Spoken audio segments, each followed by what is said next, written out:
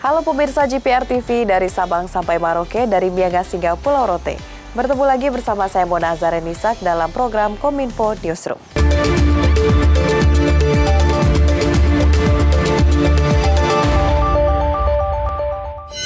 Pemirsa, informasi pertama, pemerintah melalui juru bicara Kementerian Kesehatan Republik Indonesia, Siti Nadia Tarmizi, mengungkapkan temuan transmisi lokal COVID-19 varian Omicron. Dengan bertambahnya kasus ini, pemerintah berharap agar masyarakat lebih waspada terhadap risiko penularan COVID-19, baik di level provinsi maupun kabupaten. Juru bicara vaksinasi COVID-19 Kementerian Kesehatan Siti Nadia Tarmizi menyampaikan, ada temuan kasus transmisi lokal varian Omicron di Indonesia. Tercatat per Selasa 28 Desember 2021, terdapat 47 kasus konfirmasi positif Omicron di Indonesia. 46 kasus diantaranya adalah kasus impor dan 1 kasus transmisi lokal. Terkait dengan hal ini, pemerintah terus melakukan pemantauan terhadap peningkatan risiko penularan COVID-19, baik di level provinsi maupun kabupaten. Dan meminta masyarakat untuk mengurangi mobilitas terutama dalam masa libur Natal dan Tahun Baru 2022. Kami tentunya meminta pemerintah daerah untuk terus bekerja sama dengan semua pihak untuk terus memantau, terutama jika muncul adanya potensi-potensi kluster. Tentunya hal ini dapat mempercepat dilakukan investigasi dan penilaian apakah ada keterkaitan dengan varian baru Omicron atau tidak. Dengan ditemukannya kasus transmisi lokal ini, pemerintah kembali mengingatkan dan meminta masyarakat untuk mengurangi mobilitas, terutama dalam masa libur Natal dan Tahun Baru ini. Hindari kerumunan dan juga selalu memakai masker. Dan mari kita ajak saudara-saudara kita yang belum divaksin untuk segera divaksin. Pemirsa, di kesempatan lain, Menko Maritim dan Investasi Luhut Binsar Panjaitan membeberkan rencana pemerintah untuk memberlakukan micro-lockdown guna mencegah penyebaran COVID-19. Dan berikut beritanya.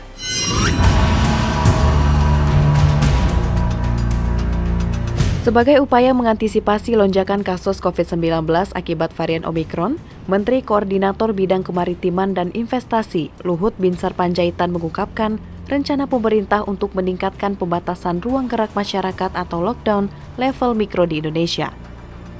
Kebijakan lockdown level mikro tersebut akan mempertimbangkan perkembangan penyebaran COVID-19 varian Omicron dalam beberapa hari terakhir.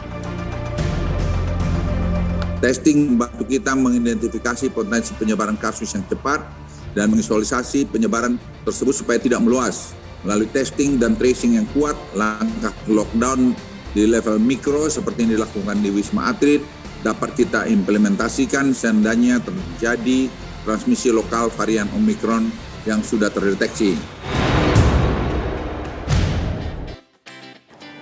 Sementara itu pemirsa, langkah mitigasi varian COVID-19 Omicron juga disampaikan oleh Ketua Bidang Penanganan Kesehatan Satgas COVID-19 Alexander Ginting. Pemerintah terus memperketat tracing dan juga testing, serta menjaga pintu masuk negara dan mengencarkan pelaksanaan karantina.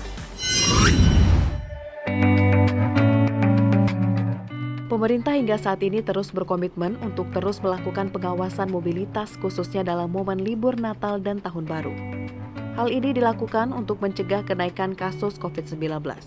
Kerjasama yang produktif dan kolaboratif diharapkan mampu mengefektifkan pelaksanaan PPKM level 1 dan juga 2. Ketua Bidang Penanganan Kesehatan Satgas COVID-19, Alexander Ginting mengungkapkan, upaya yang telah dilakukan pemerintah adalah dengan menjaga pintu masuk negara mulai dari bandar udara, pelabuhan, pos perbatasan, serta menggencarkan pelaksanaan karantina.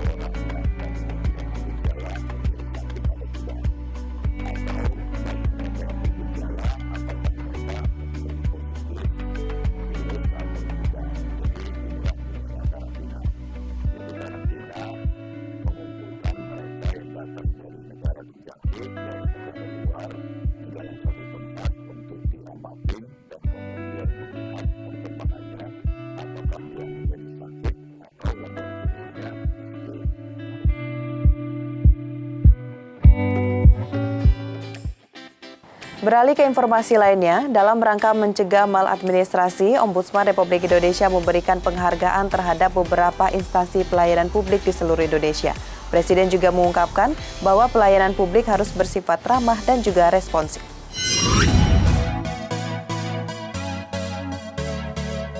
Guna perbaikan dan penyempurnaan pelayanan publik dalam rangka mencegah maladministrasi, Ombudsman melakukan penilaian dan memberikan penghargaan atas kepatuhan dari berbagai aspek pelayanan publik yang ada di seluruh Indonesia. Penghargaan tersebut diberikan mulai dari kategori pemerintah kabupaten, pemerintah kota, pemerintah provinsi, lembaga pemerintah, dan kementerian. Presiden Joko Widodo mengungkapkan bahwa saat ini penyelenggaraan negara harus lebih baik karena tuntutan masyarakat terus meningkat. Tidak akan ada tempat bagi pelayanan publik yang tidak ramah dan tidak responsif. Karena situasi yang saat ini terus berubah, maka instansi pelayanan publik tidak bisa bekerja secara biasa-biasa saja, namun harus ada pembaharuan dalam bekerja. Pelayanan publik merupakan bukti nyata kehadiran negara di tengah masyarakat. Pelayanan yang baik akan meninggalkan kesan yang baik. Sebaliknya, pelayanan yang buruk akan memberikan persepsi yang buruk, yang jika kita biarkan dapat menurunkan kepercayaan dan kredibilitas penyelenggara negara. Penyelenggara pelayanan publik harus semakin baik. Tuntutan masyarakat terus meningkat. Tidak akan ada toleransi bagi yang pelayanannya lambat, berbelit-belit. Tidak ada tempat bagi pelayanan yang tidak ramah dan tidak responsif.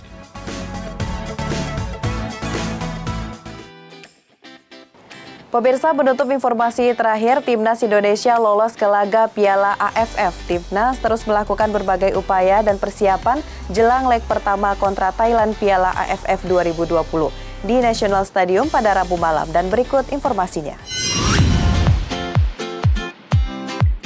Timnas Indonesia terus melakukan persiapan jelang laga final leg pertama kontra Thailand Piala AFF 2020 di National Stadium pada Rabu malam. Indonesia melaju ke final setelah mengalahkan Singapura di semifinal dengan agregat 5-3. Namun sebelumnya kedua tim sempat bermain imbang 1-1 di leg pertama dan Indonesia menang 4-2 pada pertemuan kedua. Fahrudin Arianto, bek tengah Timnas Indonesia mengungkapkan bahwa saat ini kondisi rekan-rekannya di tim sangat baik. Sementara itu, bek Timnas Indonesia, Alfiandra Dewangga, juga sangat antusias menyambut laga final yang akan diadakan nanti malam, dikarenakan laga tersebut merupakan final pertamanya di Piala AFF. Yang pertama pasti saya sangat bersyukur bisa membantu atau berkontribusi untuk Timnas Indonesia untuk pertama kali di Piala AFF Suzuki Cup ini.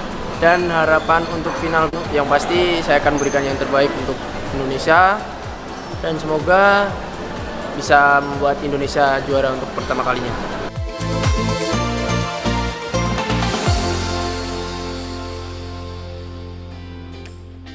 Itulah ragam informasi yang telah kami kemas untuk Anda. Dapatkan update berita pilihan setiap harinya di kanal GPR TV atau sosial media gprtv.id. Saya Mona Azarini pamit, sampai jumpa.